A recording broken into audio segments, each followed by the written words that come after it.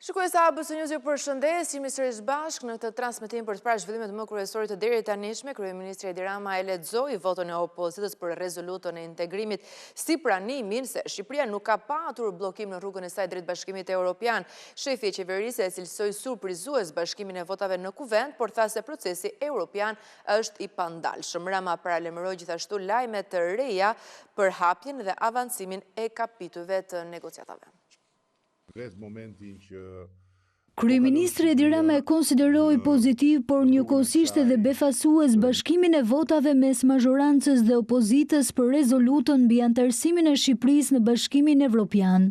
Në podcastin e tij të përjavshëm flasim, Rama tha se procesi i integrimit është i pandalshëm, ndërsa nuk kurseu ironit për opozitën duke theksuar se pjesëmarrja e saj në votimin e rezolutës ishte një pranim i tërthort se nuk ka asnjë bllokim të negociatave me Bashkimin Evropian. Në kuvendin e Shqipërisë ku befasisht por e përsëris pozitivisht forcat opozitare të kuvendit të Shqipërisë u bashkuan me shumicën qeverisëse për një rezolutë të lidhur me antarësimin në Bashkimin Evropian.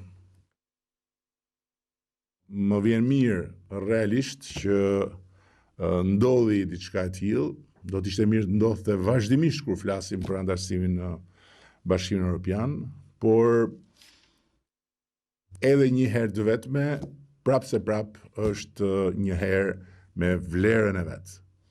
Dhe më vjen mirë po ashtu që me sa unë kuptoj, e kanë kuptuar që procesi është i pandalshëm, që bllokimi i shumë përfolur nuk ekziston. Rama paralajmëroi se së shpejti Shqipëria do të marrë një lajm të ri të mirë lidhur me procesin e integrimit evropian të vendit. Së shpejti do të vi edhe lajmi i ri dhe i mirë, si të gjitha lajmet për hapjen e kapitujve i kapërcimit në fazën tjetër të procesit, dhe do të hapet dhe rruga për fillimin e mbylljes kapitujve të negociatave, kështu që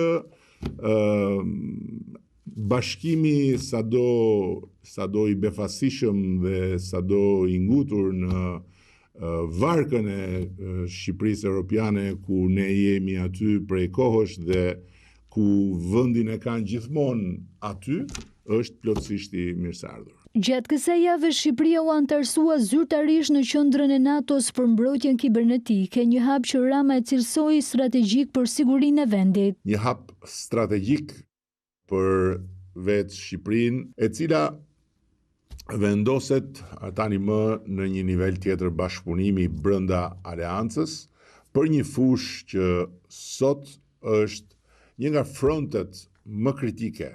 Rama foli edhe për progresin në prokurimet publike ku sipas vlerësimeve europiane Shqipëria renditet e para në rajon. Shqipëria ndodhet mbi mesataren e vendeve të Bashkimit Evropian. Për shembull, ndërsa mesatarja e procedurave me një ofertues në vende BE-s është mbi 32%, në Shqipëri kjo shifër është 23.5%. Po ashtu, gjatë javës u nënshkrua programi dy fishos sipërmarrjen tënde, i cili synon mbështetjen e bizneseve të vogla dhe të mesme përmes kredive me interesa të ulta dhe lehtësim të financimit. Është i vetmi kandidat për kreun e partisë, por Sali Berisha nuk ka besim as te degët e partisë në çdo komision për referendumin e 23 majit, ku do të votohet me po ose jo për doktorin si kryetar. Ai ka caktuar vëzhgues personal të tij humbjet zgjedhore. Lëvizja e Salianit dhe gara për kreun me një kandidat kanë sjellë tension në degët lokale. Hije paranoje dhe në garën me veten. Sali Berisha ka caktuar vëzhgues të tij në çdo komision zgjedhor të referendumit të 23 majit, edhe pse të shtunën e ardhshme nuk ka zgjedhje dhe as gar, por vetëm referendum ku do të votohet vetëm me po ose jo. Për Sali Berishën si kryetari i Partisë Demokratike, doktori nuk ka besim as te degët e partisë. Sipas udhëzimit të Komisionit Zgjedhor të Partisë Demokratike, votimet e 23 majit ndiqen, drejtohen dhe organizohen nga degët lokale dhe kryesitë e tyre. Por Berisha duket se nuk u beson atyre, ndaj kërkon vëzhgues personal në çdo komision që gjithashtu të kryejnë të njëjtin funksion. Foltoret e doktorit në rreth e muajt e fundit si dhe rjedhjet prej lëvizjes së Salianjit kanë shkaktuar pakënaqësi të mëdha nga degë lokale për humbjen e 11 majit, mënyrën e drejtimit të Partisë Demokratike, si dhe garën me vetëm një kandidat, veçanërisht në Elbasan dhe Durrës, ku ka patur edhe përjashtime, apo edhe në Korçë, aty ku demokratët kuptuan për herë të parë se zgjedhjet në Partinë Demokratike janë thjesht fars dhe arritën të bllokojnë dhe shtyjnë procesin zgjedhor për kryetar degë. Ndaj dhe doktori tashmë po merr masa që referendumi për veten të mos i dal nga duart. Veç hallit të padive të Meremes dhe Evi Kokalarit, ai tani i druhet edhe frikës nga vota e demokratëve. Do ndalemi në këto momente tek grabitja e argjendarisë në Kamës, janë zbardhur në fakt dhe janë shqyrtuar edhe këshyrur pamjet e kamerave të sigurisë, gjithashtu punonjësit është marrë në pyetje, por jo vetëm, të tjerë persona janë shoqëruar nga efektivët e komisariatit numër 5, dëshmia të cilëve mund të ndihmojnë në zbardhjen e kësaj ngjarje, por çfarë zbuluar deri në këto momente qoftë nga kamerat e sigurisë, por nga dhe hetimet paraprake të policisë, do të na përcjell në këto momente kolegja Bleona Sari. Atëherë, Bleona, ja ku jemi sërish bashkë për të folur për këtë ngjarje, pasi duket se hetimet po vijojnë dhe kemi një panoramë të qartë të dinamikës se si kanë vepruar autorët dhe deri në çfarë pike ata të paktën lëvizja e tyre është fiksuar nga kamerat e sigurisë apo jo.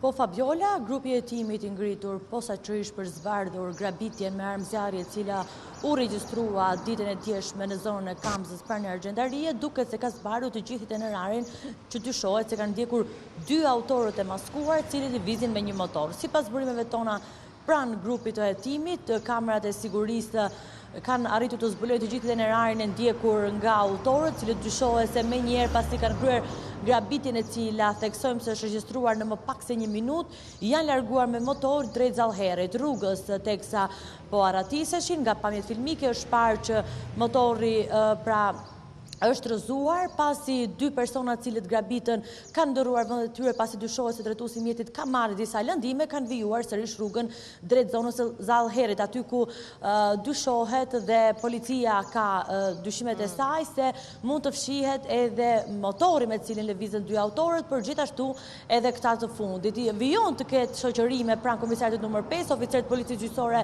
po marrin në pyetje të gjithë personat e shoqëruar, disa prej tyre ose le të themi shumica prej tyre me precedent të mparshëm penal, po japin deklarimet e tyre në lidhje me ngjarjen që dyshohet se mund të kenë dieni, teksa gjithashtu është marrë në pyetje dhe punonjësja e Argjendarisë, e cila sipas burimeve tona ka deklaruar se ndodhej prapa banakut në një pjesë të ndarë të Argjendarisë në momentin që ndodhi grabitja dhe nuk ka mundur as të ketë një përballje me dy grabitësit, cilët u larguan pasi morën një shumë të konsiderueshme ari dhe argjendi, dëmi i cilës dhe për llogaritja se sa mund ta kenë vlerën është duke u konstatuar nga ana e pronarëve, punonjëses, por edhe grupit të hetimit, i cili vijon të zbardhë detaje deri në zbardhjen e plotë të kësaj ngjarje, momenti që do të kemi dhe autorët të kapur pasi grabitën pra ditën e djeshme Argjendari në Kamës. E kuptoj. Mirë, të falenderoj me kolegen Bleona Sari në këtë raportim të drejtë për drejtë. Do të kalojmë në këtë moment në një tjetër ngjarje. 3 automjete u dogjën gjatë orëve të mëngjesit në Tiranë, shumë afër qendrës së kryeqytetit në rrugën Çamëria. Në vendin e ngjarjes mbërritën forca zjarfikëse të cilat punuan për të çuar flakët. Djegja e makinave dyshohet të jetë e qëllimshme. 3 pronarët e mjeteve që u përfshin nga flakët janë marrë në pyetje nga oficerët e policisë gjyqësore dhe rezulton se asnjëri prej tyre nuk ka konflikt, as nuk janë me precedent të mëparshëm penal.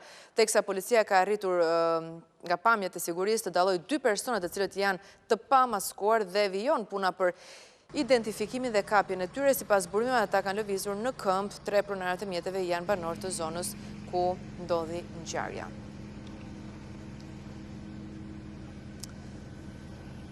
Dyshoj se ju vendos tritol, por rezultoi se i kishin instaluar një GPS. Bëhet fjalë për automjetet në Korçë që alarmoi trupat gjenjerë të cilët rrethuan zonën mëngjesin e sotëm pas konfirmimit se nuk bëhej fjalë për eksploziv, një të transportua në komisariatin e policisë për veprime të mëtejshme. Makina rezulton në pronësi të gëzim të pashollit me banim në Korçë. 54 vjeçari punonsi inspektor në sektorin e inspektoriatit të pyjeve. Policia dyshon se GPS-i në automjet mund të jetë vendosur nga persona që presin pyje në mënyrë të jashtëligjshme për të kontrolluar lëvizjet e tij.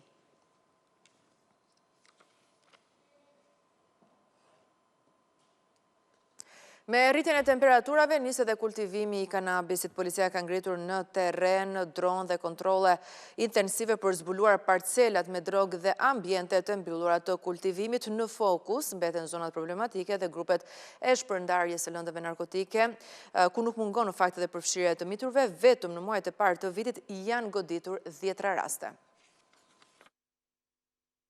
Policia ka rinisur betejën kundër kultivimit të kanabisit. Prej gati një muaj, strukturat e policisë në të gjitha komisariatet në vend kanë nisur monitorimin e kultivimit të kanabisit me dron. Maj është faza kur bima e kanabisit shënon rritjen. Për këtë arsye, strukturat e policisë janë organizuar për goditjen e fenomenit të kultivimit i përhapur në të gjithë vendin. Problematik mbetet evidentimi dhe goditja e shtëpive të barit. Vetëm gjatë 3 muajve të parë të këtij viti në të gjithë vendin janë gjetur mbi 25 ambiente të mbyllura në të cilat kultivoheshin bimë narkotike kanabis. Ndërkohë, në fokus të policisë së shtetit mbetet edhe shitja e lëndëve narkotike nëpërmjet grupeve kriminale. Në 3 muajt e parë të vitit, policia ka sekuestruar 720 kg kanabis, 3.5 kg kokainë, si dhe 4.525 bimë narkotike kanabis. Mbi 56 operacione janë finalizuar nga policia e shtetit sa i përket kësaj veprimtarie, ku shpesh grupet kriminale përdorin edhe të miturit për shitje narkotikësh. 17 të mitur nga moshat nën 14 vjeç deri në 17 vjeç kanë rënë në prangat e policisë. Kryeqyteti është zona kryesore e shitjes të narkotikëve, ndërkohë numrin më të lartë të arrestuarve pas Tiranës e mban Shkodra dhe Durrësi. Nga 340 persona të ndaluar, 67 janë vënë në pranga, ndërkohë 275 janë hetuar në gjendje të lirë. Gjithashtu, nuk mungojnë edhe rastet ku lënda narkotike bazë merret jashtë vendit dhe përpunohet në vendin tonë për të shitur në doza. Në këtë rast, policia ka goditur disa laboratore në kryeqytet të cilat prodhonin ekstazi për ta shitur më pas në lokalet e natës.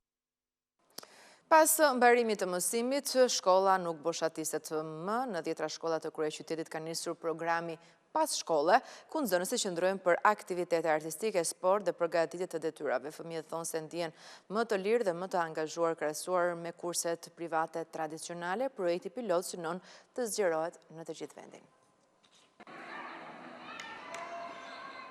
Mësojnë duke u argëtuar.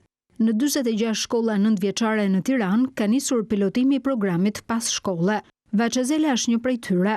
Në këtë shkollë me rreth 500 nxënës janë hapur 4 klasa me rreth 30 fëmijë secila. Do të ngjisim në plastilinë këtu, doli më mirë se çeprisja. Bëjmë studimet edhe siç kena në orar, bëjmë kërcejmë, vizatojmë, bëjmë shumë aktivitete. Kam qenë privat gati disa muaj, por thash nuk më pëlqen thash shumë se sa këtu, sa atje mbaron detyrat edhe nuk bën ndonjë aktivitet shumë wow që të pëlqen. Por se këtu sa mbaron detyrat, mund të bësh vizatime, mund të bësh kërcime. Unë kam shumë qef detyrat i bëj edhe në klasë, edhe në shtëpi. Çfarë të pëlqen më shumë të bësh këtu? Të dramatizoj, të këndoj, ose të luaj. Pas përfundimit të orarit mësimor, nxënësit përfshihen në aktivitete krijuese, sport, art, por dhe bëjnë detyrat e shtëpisë. Mësorëve konsumojnë ushqimin e marrë nga shtëpia. Qëndrimi e tyre në shkollë zgjat deri në orën 3 të drekës. Bëjmë aktivitete dhe jemi më të aktivizuar dhe zgjedhat që të rria këtu si mos të rria në shtëpi kot. Lexoj detyrat, lexoj mësimin dhe nuk më del koha. Ndërsa kur jam këtu, më del më shumë koha në shtëpi dhe kam më shumë kohë të lirë. Mësuesit tregojnë se programi nuk ka për qëllim vetëm zgjatjen e qëndrimit të nxënësve në shkollë, Mësoj tu një herë dhe pastaj ikit por dhe zhvillimin e talentit të tyre. Mësohen të jenë dhe më bashkëpunues dhe më social dhe prindrit janë më sigurt se thoni kemi në shkollë dhe jemi më të qetë, domethënë që mbikëqyren nga mësueset, nga stafi i shkollës. Me aq sa kam pyetur disa prind, domethënë që i takoj, thonë Esmeral fëmijët ndihen shumë mirë dhe po u pëlqen. Prindrit e kanë mirëpritur këtë nismë. Synimi është që vitin e ardhshëm programi të përfshijë më shumë nxënës. Ky synimi i programit është që edhe të lehtësohen nga detyrat e shtëpisë duke i bërë që këtu edhe të merren me një aktivitet që ata është i përshtatshëm për moshën e tyre dhe pse jo prindrit i marrin në një orar më të vonë, domethënë jo të mbarojnë në 11:30 ose në 12:20. Fillimisht u bë si pilotim nëpër shkollat ku do të aplikohet ky projekt për të parë çurinë dhe për të marrë masa për gjithçka të shkojë në rregull në shtatorin e vitit rishkollor. Mendohet se do të përfshihen të gjithë nxënësit? Mendoj se po, dhe kjo është të provuar tek miratimi i prindërve, aplikimi tyre për të marrë pjesë që në këtë fazë të pilotimit të projektit. Ministri i Arsimit ka deklaruar se në këtë program mund të angazhohen mësues në pension apo profesionistë të arteve e sporteve dhe se pagesat për orët jashtë mësimit janë dyfishuar. Pas Tiranës, kjo nismë synohet të shtrihet dhe në shkollat të qyteteve të tjera në vend. Ishte gjithçka e përgatitur në këtë edicion informativ. Unë juftoj të klikoni në webin tonë abc.news.al për të tjera zhvillime në radio, na gjeni në frekuencat 105 FM. Do të shihemi sërish bashkë në lajmet e orës 15 deri atëherë mirupafshim.